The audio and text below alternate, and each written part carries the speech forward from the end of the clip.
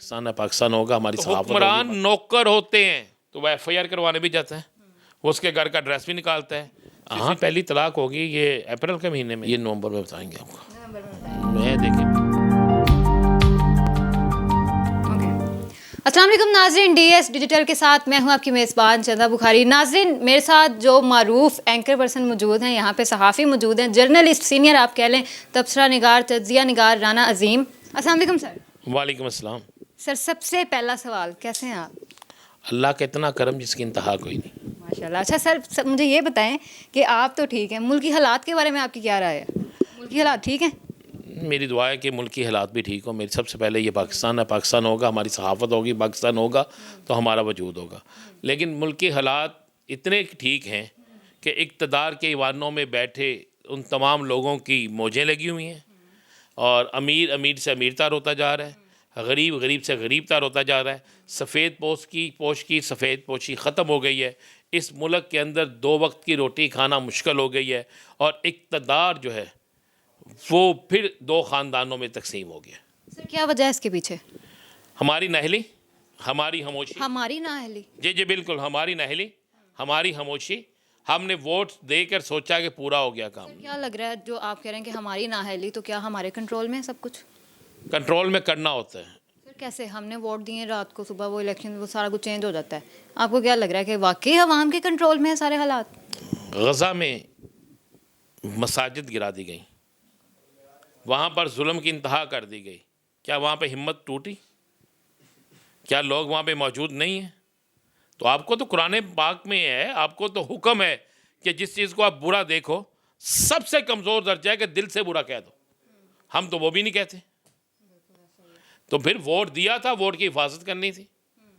अगर वोट की हिफाजत नहीं हो सकी तो हुक्मरान नौकर होते हैं।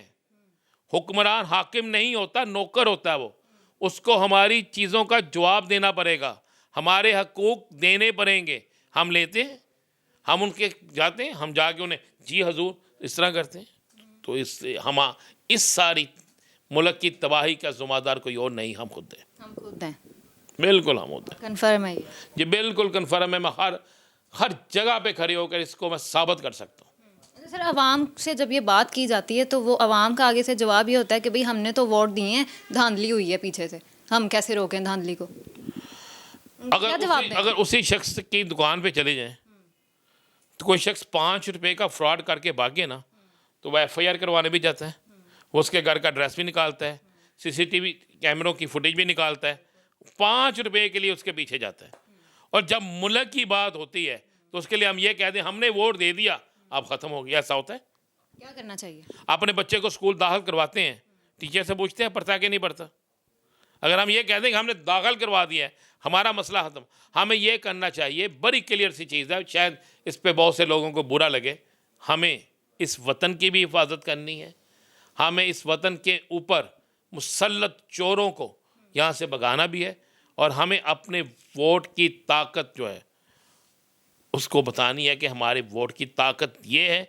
वोट से ताकत से तुम आए थे, वोट की ताकत से जाओगे। हमारा वोट छीनोगे तो हम तुम्हें दूसरे तरीके से तुमसे निपटेंगे। सर, मुझे ये बताएं कि चोरों की आप बात अक्सर अपने इंटरव्यूज़ में भी करते हैं, तो मुझे तो कुछ नहीं होना बीबी, आपका ये आखिरी इंटरव्यू होना है। सर आपने खुद ही कहा ना कि अवाम जो है। मैं अर्ज कर रहा हूँ, मुझे कुछ नहीं होना, आपका आखिरी इंटरव्यू होना है। सर फिर भी सर थोड़ा सा आइडिया दे आप दें पहले घर अवाम वालों से मिलना है एक दफ़ा, तो फिर उसके बाद मैं आपको ये बता दूंगा। को। मतलब आपने नहीं क्लियर बताना, ऐसे आधी अवाम को पता है। मैं तो रोजाना ही क्लियर बताता हूँ। मैं अर्ज कर रहा हूँ कि मैं आपको बचाना चाह रहा हूँ। ये शायद आपकी आखिरी ईद हो, देख लें।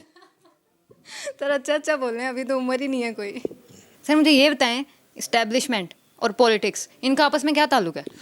मैं समझता हूँ कि इस्टेब्लिशमेंट को सियासत में इन्वॉल्व करते हैं सियासतदान। क्यों जाते हैं गेट नंबर 4 पे? क्यों जाते हैं ना, वो तो नहीं बुलाते, हम तो खुद भाग भाग के जाते हैं। तो जब जाते हैं तो फिर भुगते हैं। क्यों जाते हैं, आपको क्या लगता है? ये उनसे पूछें, मैं तो सियासतदान हूँ ही नहीं। सर आप इतने अच्छे मतलब तज्जिया निगार हैं, आप बता सकते हैं क्या आपकी मतलब इल्म में क्या बात है कि क्यों ऐसा होता है? चोर चौकीदार के पास क्यों जाता है? क्यों जाता है? तहफ़्फ़ुज़ लेने के लिए जाता है ना। ये सब सियासतदान जो होते हैं ये समझते हैं कि हम जाएं, जाके वहाँ से उनसे तहफ़्फ़ुज़ लें, उनसे तहफ़्फ़ुज़ लेने के बाद पाकिस्तान के अंदर आके हुकूमत करें। मैं नहीं समझता कि इस्टेब्लिशमेंट बुरी है, मैं इस लिहाज से कह रहा हूँ, इसलिए कि इस्टेब्लिशमेंट को बुरा हमने किया है। हमारे लोग उनके पास जाते हैं, हम जाके कहते हैं आओ भाई आके ये फ़लाँ फ़लाँ करो। कौन सा दुनिया का मुल्क है जहाँ पे इस्टेब्लिशमेंट का रोल नहीं है? मुझे बता दें। अमेरिका, चाइना, इंडिया, रशिया, दुनिया का कोई एक मुल्क मुझे बता दें। तो सर क्या उन सब मुल्कों में भी इस्टेब्लिशमेंट का पॉलिटिक्स से ताल्लुक है?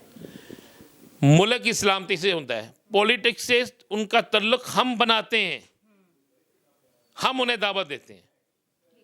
सर आपको क्या लगता है कि इमरान खान साहब के बारे में अगर हम बात करें, इमरान खान साहब की रिहाई कब तक होगी? मैंने आपसे बता दूँ नवंबर का इंतज़ार करें, पर अच्छा महीना। रुक जाए ज़रा, रुक जाए। मैंने आपके इंटरव्यू में सुना कि आप कहते हैं जी नवंबर में आखिरी तलाक हो जानी है, ये ज़रा क्या सीन है, ज़रा बताएं। हाँ, पहली तलाक होगी ये अप्रैल के महीने में, दूसरी अप्रैल से बाद हो जाएगी और तीसरी आखिरी तलाक होगी नवंबर में। ये शादी हुई है ना, ये वो शादी हुई है जो रजिस्टर्ड भी नहीं हुई, मर्जी के बगैर हुई है। नहीं, मर्जी के बगैर नहीं। ये वह शादी है जिसमें मौलवी ने आके खुद ही फैसला किया है, ये दूल्हा ये दुल्हन, चलो। सर ये क्या इससे कोई फ़र्क पड़ेगा हमारे हम मुल्क की हालात, मुल्क के ऊपर क्या इससे कोई बुरा असर नहीं पड़ेगा? तो इससे बुरा असर क्या बनना जो पड़ गया? अब मुझे ये बताएं कि नवंबर गुजरने के बाद क्या होगा? ये नवंबर में बताएंगे आपको। मैं देखें बीबी आप मतलब मैंने नवंबर में भी आ जाना आपके पास? बिल्कुल आज मैं तजियाकार हूँ, मैंने कौन से तोते रखे हुए हैं कि अभी आपको फार निकाल के दिखा दूँ। बिल्कुल ठीक है, मतलब हम नवंबर के बाद नाज़रीन जो होगा वो भी हम राना अजीम से आएंगे, बातचीत करेंगे। सर मुझे ये बताएं कि लास्ट पे आप पैगाम क्या देना चाहते हैं हमारे यूथ को, पूरे पाकिस्तान के लिए, जो बंदा भी आपको इस वक्त देख रहा है और स्पेशली हमारे जो सियासतदान हैं उनके लिए क्या पैगाम देंगे? देखिए मैं यूथ को ये कहूँगा, हर पाकिस्तान को ये कहूँगा, सबसे पहले पाकिस्तान और हमने अपने नुमाइंदों का एहतसाब खुद करना है, अपने वोट के ज़रिए, अपने सोच के ज़रिए, अपनी आवाज़ के ज़रिए। तोड़ फोड़ नहीं करनी। हमें ये इख्तियार लेना है कि अगर हम वोट दे के मुंतखब कर सकते हैं तो हम वोट की ताकत से उसे उतारने की भी ताकत रखें। इंतज़ार मत करें 5 साल का, और सबसे पहले पाकिस्तान। ठीक है जी, बहुत शुक्रिया सर आपका इंटरव्यू देने के लिए, टाइम देने के लिए। नाज़रीन आपसे मिलते हैं नेक्स्ट प्रोग्राम में, तब तक के लिए अल्लाह हाफ़िज़।